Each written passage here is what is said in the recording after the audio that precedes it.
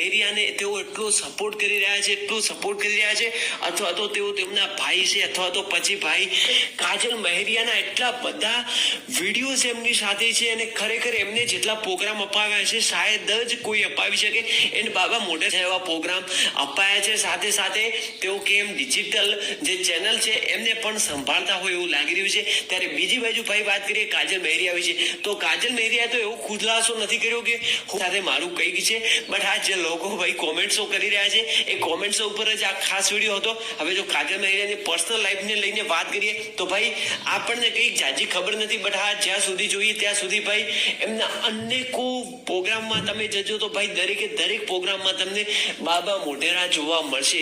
હવે શું આ એક ફેક્ટ હોઈ શકે છે કે શું ખરેખર કાજલ મહેરિયા બાબા ભાઈ મોઢેરાને પસંદ કરે છે? તમે કોમેન્ટ્સ કરવાનું ભૂલતા નહીં. બાકી ભાઈ બાબા મોઢેરાનું શું મંતવ્ય છે તો એમને ખબર, અને કાજલ મહેરિયાનું શું મંતવ્ય છે એ બી એમને ખબર.